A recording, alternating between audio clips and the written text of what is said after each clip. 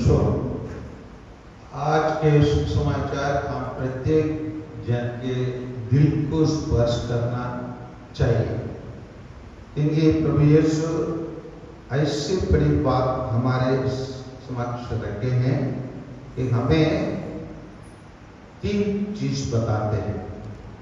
एक है पूंजी तैयार करने के लिए, पूंजी तैयार करने के लिए।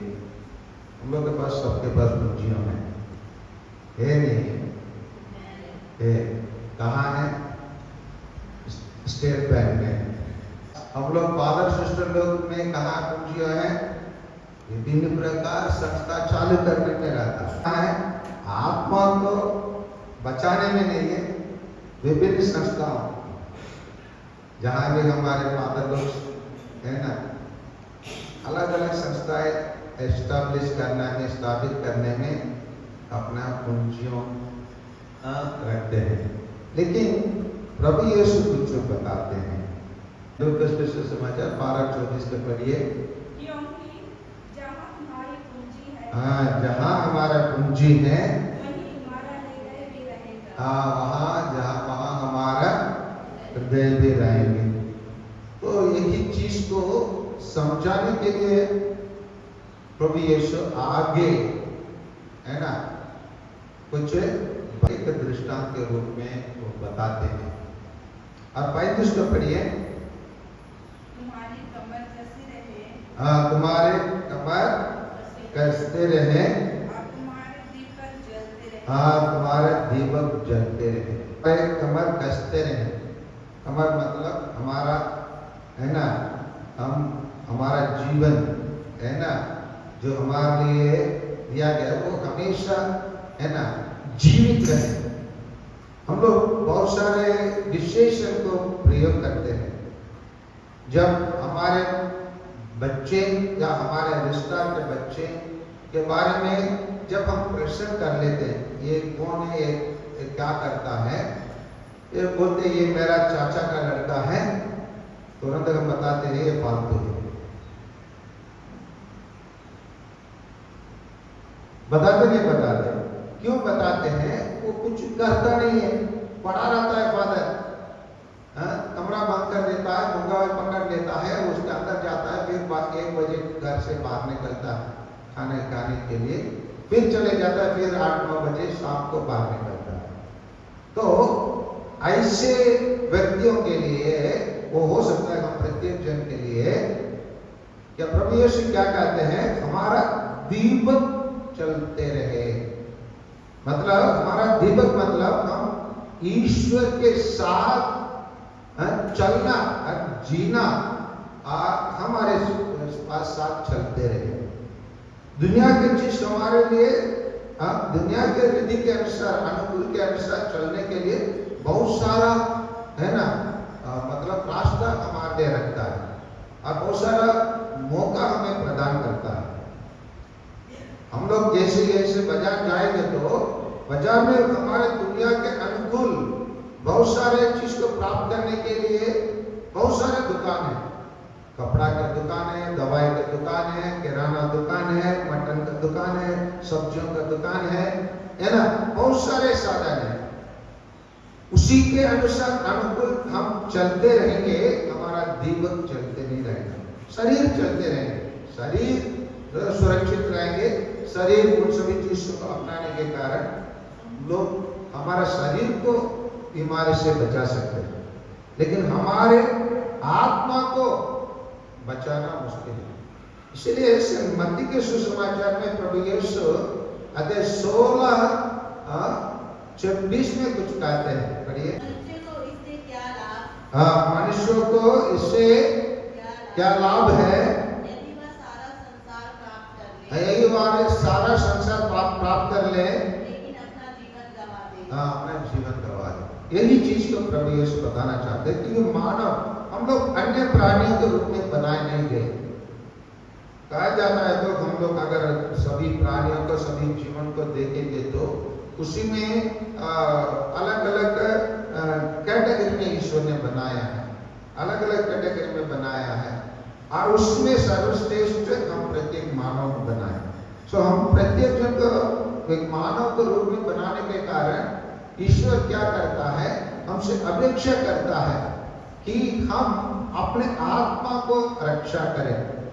अभी जानवर के आत्मा की रक्षा करने की कोई जरूरत नहीं है, और पौधा का अपने आत्मा का रक्षा करने की कोई जरूरत नहीं है, क्योंकि उस मकसद से ईश्वर पौधाओं को, जानवरों को नहीं बनाया, लेकिन मानव को ऐसे बनाया। क्योंकि हम लोग उत्पत्ति ग्रंथ में ही देखते हैं कि एकदम आखिरी में ईश्वर मानव को बनाता है, बाकी अन्य चीजों को बना लेता है, लेकिन आखिरी में बनाने के समय पर वो गंभीर निर्णय लेता है, एक डिसीजन करता है, आइए हम मानव को अपने प्रतिरूप बनाए। पौधा को अपने प्रतिरूप नहीं बनाए, है ना, जानवर को अपने प्रतिरूप नहीं बनाए, केवल मानव का ईश्वर अपने प्रतिरूप बनाए। मानव का अपने प्रतिरूप बनाए मतलब अन्य प्राणियों में, अन्य पौधा में, अन्य जीव जंतु में ईश्वर ने उसी आत्मा को नहीं रखा।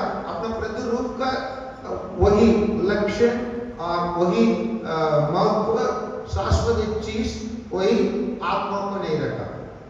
अन्य चीजों को आत्मा में, जानवर में, जानवर की आत्मा है वो नश्वर है, और पौधा में पौधा की आत्मा है वो नश्वर है। लेकिन आप ये मानव ऐसे नहीं है। मानव गंभीर रूप से ईश्वर अलग बनाया, अपना प्रतिरूप बनाया, हमें उसका प्रतिरूप बनाया। प्रतिरूप बनाने के कारण हम उस आत्मा को बचाने का जवाबदारी हम प्रत्येक जन को दिया गया। इसलिए हम बताया गया मानव का क्या लाभ है। उदाहरण के लिए हम ले सकते हैं, हमारे भारत में 2 धनी लोग हैं, उन लोग सरकार से कितना भी टेंडर मिलता है कोई भी चीज को करने के लिए, उन लोग चाहते हैं पूरा उधर अंदर करने, जो भी जहाज जाता है व्यापार करने के लिए वो भी उनके हाथ में दिया जाता है, कोयला निकालना है उसको भी उनके हाथ में दिया जाता है, और रेलवे पटरी बनाना है उसको भी उनके हाथ में दिया जाता है, पानी से बिजली उत्पादन करना है वो भी उनके हाथ में दिया जाता है, मोबाइल को टावर लगाना है उसको भी उनके हाथ में दिया जाता है। क्या है, हम लोग दुनिया के पूरा सारा दुनिया का अपने मुट्ठी में लेना चाहते हैं, और उस मुट्ठी में अपने सरकार को भी उनके हाथ में रखे। सरकार उनके विरोध चल नहीं सकते। जनसद में उन दोनों का नाम लिया गया, सामने आके खड़े होकर उनका नाम मत लेना। इसी प्रकार वो लोग दुनिया के हासिल करने, इसलिए प्रभु यीशु यह बताया जाता है उससे क्या लाभ है, जहां मेरा प्रतिरूप आपके अंदर है उसी का आप जाने नहीं जाने। और इसीलिए वहां क्या बताया जाता है, जागते रहने के लिए बताया जाता है, जागते रहने के लिए। 39 को पढ़िए, अक्षर समझ लो। यदि घर के स्वामी को मालूम होता, यदि घर के स्वामी को मालूम होता चोर किस घड़ी आएगा, क्या नहीं क्या देखने देता, सेम लगाने नहीं देता। देख लीजिए ये हम पर क्या बताया जाता है, यहाँ पर बताया जाता है हमको जागते रहने के लिए और अच्छे से तैयारी करते रहने के लिए। यहाँ बैठे हुए लोग में कोई लोग बोलिए, फादर मैं 2050 और अगस्त 10 तारीख को मेरा मृत्यु 2050 और अगस्त 10 तारीख को और 10 बजे मेरा मृत्यु हो जाएगी। कोई बोलने वाला है निश्चित रूप से? यहाँ पर कोई है क्या? नहीं। इसीलिए हम नहीं जाने हमारा अंत कब आएगा। तो अंत कभी भी हो सकता है, 1 घंटे के बाद भी हो सकता है, 100 साल के बाद भी हो सकता है, लेकिन उसके लिए हमें तैयार रहना है। और तैयार रहने के लिए कैसे, एक उदाहरण बता रहे हैं, चोर कैसे हमारे घर में प्रवेश कर सकता है। चोर से बचने के लिए हम बहुत सारे साधन को अपनाएं। पहले हम लोग द्वार को आविष्कार किए, घर में द्वार क्यों रखने शुरू किए। पहले हम लोग बात करते थे, एक जमाने में द्वार वार नहीं था, जानते हैं आप लोग, है ना, द्वार वाला नहीं था, जो भी सोना 24 चांदी जो घर के अंदर जैसे पड़ा था वैसे पड़ा था, हम लोग सुनते हैं, है ना। मैं कर्नाटक में गया था, वहां पर एक हम्पी नाम की एक जगह पे, वहां एक मंदिर है, मंदिर के सामने लाइन है, मार्केटिंग मंडी है। वो मंडी क्या का मंडी है, सोना डायमंड रत्न मोती बेचने वाला मंडी है। इस मंडी में वहां पर सोना चांदी को वो लोग वहीं पर छोड़ के चले जाते थे, बताते हैं वहीं पर रहता था। तो वो एक युग रहा, स्वर्णिम काल रहा, जहां लोग चोरी नहीं करते थे, व्यापार करने के लिए आते थे। व्यापारी लोग अपने ना कोई दरवाजा ना कोई था, केवल जैसे हम लोग यहाँ सब्जी बेचने के लिए जैसे बैठते हैं वैसे डायमंड मोती रत्न है ना बेचने वाले, ऐसे ही एक युग रहा। लेकिन बाद में आदमी को क्यों वो सबसे बचाने, उसको बचाने के लिए क्यों उनको द्वार वारा करना पड़ा, क्योंकि इंसान चोरी करने लगा। चोरी करने का समय भी नहीं था, तो पहले द्वार लगा, द्वार का बंद किया, द्वार को भी आशा चुप के निकल गया, उसमें फिर ताला लगाना शुरू किया। ताला लगाने के बाद भी आपने संतुष्ट नहीं हुए, फिर घर के सामने गहरा बनाया, फिर बड़ा बड़ा गेट लगाया, गेट में भी बहुत बड़ा ताला लगाना शुरू किया, उससे भी मानव संतुष्ट नहीं हुआ। फिर एक जिंदा आदमी का आगे खड़ा कर दिया, तुम चपरासी हो। यहाँ जिले में 3 चपरासी होते बड़े बड़े ऑफिस में, जाते आप लोग 8-8 घंटे में बदलते हैं उन लोग। एक आदमी से संतुष्ट हुए, 3 आदमी के खड़ा किए, उससे भी संतुष्ट नहीं हुए, फिर सीसीटीवी लगाए, सीसीटीवी लगाकर उसी से भी संतुष्ट नहीं हुए। अपना मोबाइल में, मेरे मोबाइल में भी है, मेरे मोबाइल में भी एक ऐप है, पूरा मैं कहीं भी चले जाओ देख सकता हूँ हमारे स्टाफ लोग क्या करते हैं, उसी से पता चलेगा, आपसे उसी से सीसीटीवी के द्वारा बैठ के दे सकते हैं। उसी का भी मैं यहाँ पे बैठे हुए 30-35 टीचर लोग में भी विश्वास नहीं करता हूँ। कभी भी मैं क्या करता हूँ, लोग सब आप क्लास में गए नहीं गए जांच करता हूँ। तो इसी प्रकार मानव एक के बाद एक, कल आप कुछ भी आ सकता है। जैसे कोई घर में प्रवेश करता तुरंत अलार्म घंटे लगाने वाले, मनोज पता चलेगा, हम लोग तो पुलिस वाले लोग का अच्छा जानकारी रहता है चोर लोगों को पकड़ने के लिए, है ना। आप लोगों के पास ऐसा तरीका है ना, अलार्म वाला बचाने के लिए तरीका वाला, तो कुछ देर के बाद आ जाएंगे। कोई घर में प्रवेश करेगा, इसको मोबाइल में से बचना, घंटे बजाना शुरू कर देंगे, समझ में आ रहा है ना। इसी प्रकार आजकल आर्टिफिशियल इंटेलिजेंस के कारण हो सकता है, लेकिन इतने सारे चीज हम लोग क्यों आविष्कार किए? आत्मा को बचाने के लिए। आत्मा को बचाने के लिए बोलिए ना, क्या को बचाने के लिए? हमारे धन संपत्ति को, ऐश्वर्य को बचाने के लिए हम करते हैं। अभी बताइए मेरे को, हम आत्मा को बचाने के लिए क्या क्या आविष्कार किए, बताइए। आत्मा को बचाने के लिए क्या क्या आविष्कार किए, क्या क्या है हम लोग बताइए ना कुछ। आत्मा को बचाने के लिए क्या क्या आप लोग स्वयं से क्या क्या करते हैं? प्रार्थना के आगे कराटा हमको सोते हैं, क्या क्या आविष्कार है, इसी को हमको जांच करना है। ये प्रभु यीशु बताते हैं, अगर आप पूरा दुनिया का अपना लाइए, बहुत सारा आविष्कार आ सकता है, एकदम हर एक चीज को बचाने के लिए आविष्कार हो सकता है। क्या साइंटिफिक विधि के रूप से क्या हम हमारे आत्मा को बचा सकते हैं? कोई भी साइंस हमारा आत्मा को बचाने के लिए आजकल कोई साइंस आया है? नहीं, ये केवल व्यक्तिगत रूप से होगा। हम और ईश्वर के बीच में रिश्ता बनाने से होगा, और रिश्ता बनाने के लिए बहुत सारा साधन हमारे हाथ में है। बाइबल है, मिसा बलिदान है ना, प्रार्थना है, नवीना है, संत लोग है ना। इन सभी चीजों से हम लोग क्या कर सकते हैं? हम ईश्वर के साथ जुड़े रह सकते हैं, अपने आत्मा को बचा सकते हैं। आत्मा को बचाने के लिए बहुत सारा शिक्षा प्रभु यीशु छोड़ के गए। कैसे प्रार्थना करना है, कैसे परोपकारी का कार्य करना है, कैसे अपने भाइयों के साथ रिश्ता बना के रखना है, इन सभी चीजों को प्रभु यीशु हमारे छोड़ के गए हैं। इसलिए हमको अभी प्यारे भाइयों और बहनों, हमको यही जांच करना है, अगर मैं इसी वक्त ईश्वर ने मेरे को इस दुनिया से बुला लिया, क्या मैं सीधे स्वर्ग राज्य पहुंचूंगा या नहीं? कितने लोग अगर ईश्वर आज ही हम लोग को बुला लिए, कितने लोग स्वर्गराज होने का हाथ ऊपर कीजिए। शिष्ट लोग भी नहीं कर रहे।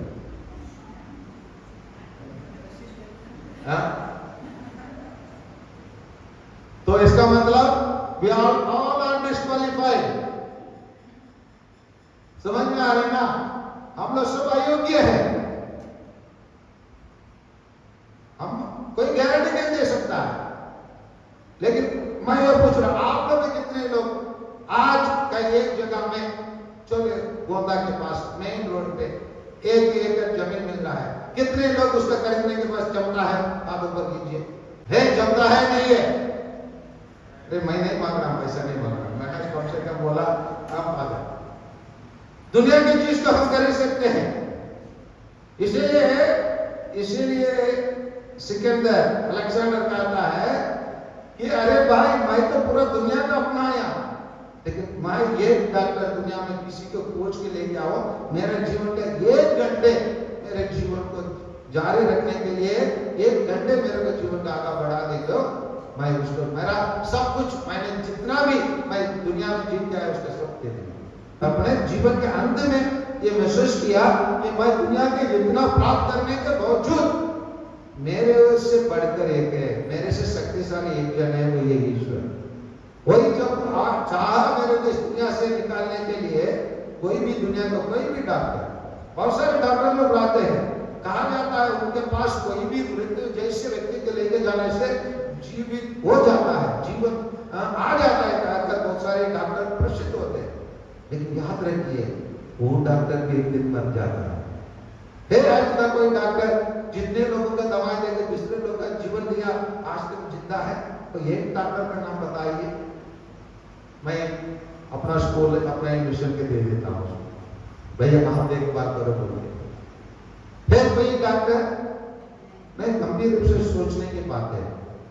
आज प्रभु यीशु हमें बताता है पूंजी कहां जमा करना है, कैसे हमारा दिन चलते रहना है, और कैसे हम अपने जीवन को, आत्मा को बचाना है, प्रभु यीशु बताते हैं। आइए इस बात को इसी कान से सुनकर इस कान से निकालने वाला व्यक्ति ना बने। ये सुसमाचार हमारे लिए है, मैं प्रत्येक जन के लिए, मैं जो उपदेश दे रहा हूं मेरे लिए भी है ये, आप लोग जो सुन रहे हैं आप प्रत्येक जन के लिए भी है। इसे गंभीर रूप से लीजिए। हम जैसे हमने प्रज्ञा के ग्रंथ से हम पहला पाठ में देखते हैं कि ईश्वर लोग के बीच में जितना भी घटना हुआ, तो घटना के द्वारा ईश्वर ने उनके सामने स्थापित किया, यही है ईश्वर की प्रजा। हम ईश्वर की प्रजा है। इतना सुंदर हम लोग ईश्वर, भारत में हमारा नागरिकता का छीनने के लिए लोग बात कर सकते हैं, लेकिन स्वर्ग में हमारा नागरिकता के छीनने के पास दुनिया में किसी भी व्यक्ति के पास शक्ति नहीं है। ना सुप्रीम कोर्ट के पास है, कोई भी न्यायालय के पास है, ना कोई संसद के पास है, ना कोई विधायक के पास है।